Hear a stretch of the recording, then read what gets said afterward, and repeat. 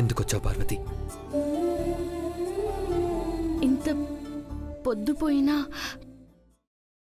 పడుకోకుండా ఈయన్నే కూర్చున్నారట పెద్దబాబు గారు.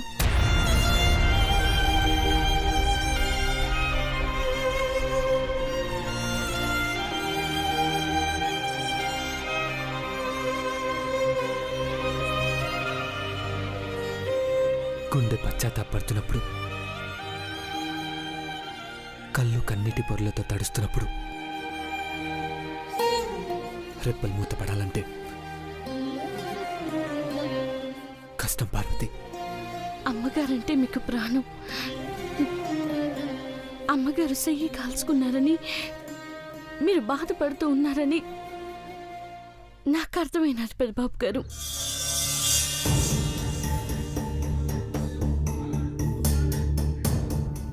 మహి ఐశ్వర్యాల జీవితాలు బాగుండాలని,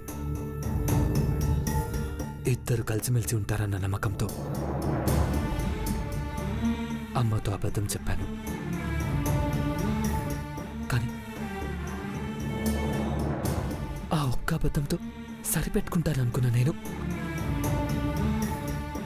కానీ నా జీవితం కోసం వెంపర్లాడుతూ నిన్ను ప్రేమిస్తున్నానన్న నిజాన్ని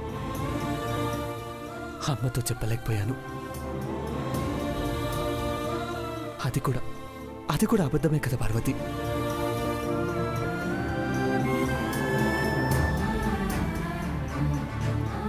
అమ్మ చేతిలో మండుతున్న కర్పూరాన్ని ఆర్పగలిగాను, కానీ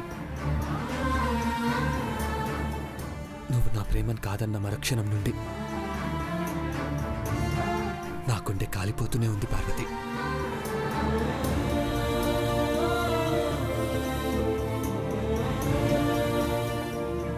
కళ్ళ ముందు తాజ్మహల్ ఉన్నా, చందమామ ఉన్నా,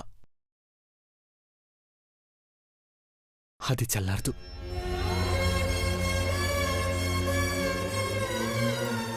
నువ్వు నన్ను ప్రేమిస్తున్నానని చెప్పేదాకా.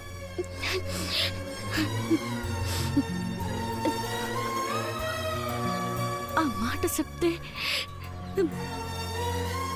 మా బతుకులు కూడా కాలి బొగ్గైపోతాయి పెద్దబాబు గారు. ఆ మాట చెప్పినా, అమ్మ కోప్పడకుండా అర్థం చేసుకునేలా నేను చూస్తానని చెప్పినా నువ్వు నన్ను నమ్మట్లేదు పార్వతి. వద్దు పెద్దబాబు గారు. పెట్టుకున్న నమ్మకం కూలిపోతే. అమ్మ, అలాంటి వాళ్ళది నిజమైన ప్రేమ కాదు, అది వ్యామోహం. ఎగ్జాక్ట్లీ చిన్నత్త. నిజంగా ప్రేమించుకున్న వాళ్ళు అలా చేయరు. ఎంత మనసు విరిగిపోతే కన్న కూతుర్ని పట్టుకొని మా దృష్టిలో చచ్చిపోయా ఉంటుందా తల్లి? అది సరే అమ్మా, తన కూతురుతో తన మాట అనేటప్పుడు ఆమె మాటల్లో వ్యథ, కళ్ళల్లో బాధ గమనించావమ్మా? పెద్దబాబుకు బర్త్డే విషెస్ చెప్పు కూడా వెళ్ళాం కదా.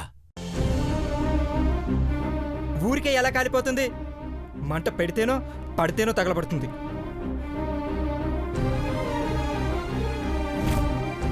కరెక్ట్ చిన్నబాబు, నీకొచ్చినట్టే నాకు డౌట్ వచ్చింది. పార్వతే షర్టును తగలబెట్టిందనుకుంటా.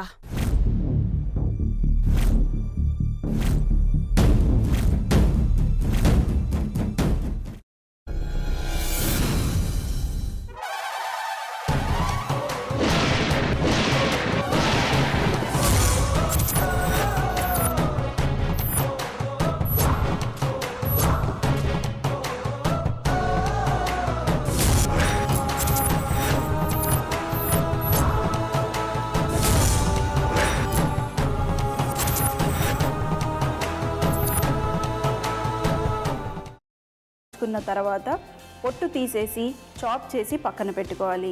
ఒక ప్యాన్లో కొద్దిగా నూనె వేడి చేసి అందులో ఆవాలు, మినప్పప్పు, శనగపప్పు, కరివేపాకు, సన్నగా తరిగి పెట్టుకున్న ఉల్లిపాయలు వేసుకుని 1 నిమిషం పాటు వేయించుకోవాలి. ఆ తర్వాత కాల్చి కట్ చేసి పెట్టుకున్న వంకాయని కూడా అందులో వేసుకుని బాగా మిక్స్ చేసి బౌల్లోకి ట్రాన్స్ఫర్ చేసుకుని అందులో తగినంత చిక్కటి పెరుగు లేదా పల్చటి పెరుగు వేసుకుని మిక్స్ చేసి అన్నంతో కానివ్వండి, చపాతీతో కానివ్వండి సర్వ్ చేసినా చాలా బాగుంటుంది.